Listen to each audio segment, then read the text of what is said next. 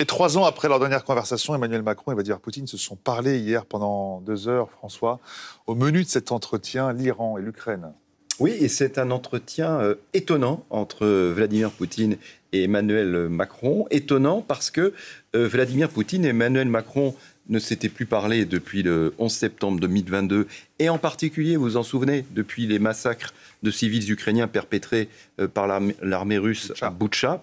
Étonnant dialogue, donc, parce que sur l'Ukraine, Emmanuel Macron était passé pendant cette période du fameux, vous souvenez-vous, il ne faut pas humilier la Russie, en mars dernier, des propos très durs à l'égard de Vladimir Poutine.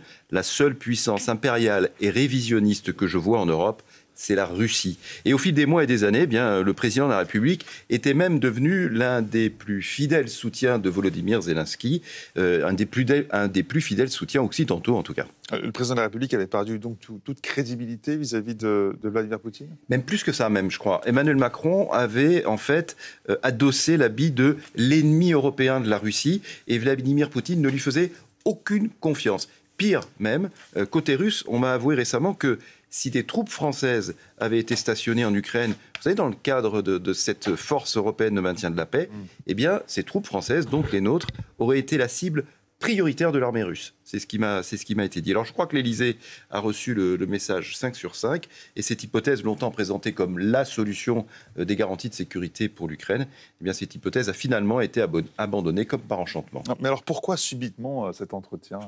Eh bien parce que les deux présidents ont en fait beaucoup et surtout parlé de l'Iran. Pour Emmanuel Macron, qui est totalement tenu à l'écart des discussions irano-américaines, il y a la crainte que Washington ne pousse pas Téhéran à abandonner son programme de missiles balistiques dont certains volent à 100 km de haut et pourraient atteindre une partie du territoire français. Donc il y a de l'inquiétude chez Emmanuel Macron.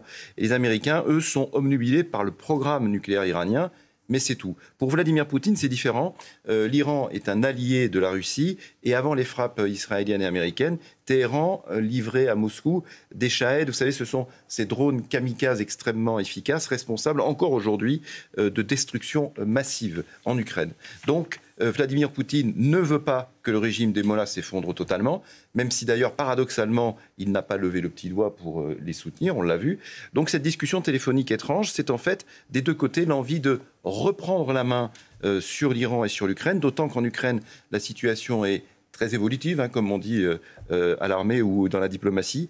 Depuis 2 mois, l'armée russe avance franchement plus qu'elle ne grignote du terrain, comme auparavant. Et puis surtout, les États-Unis, on en a parlé, les États-Unis viennent d'annoncer qu'ils ne livreraient plus certaines armes, comme des missiles de défense aérienne, pourtant indispensables à Kiev.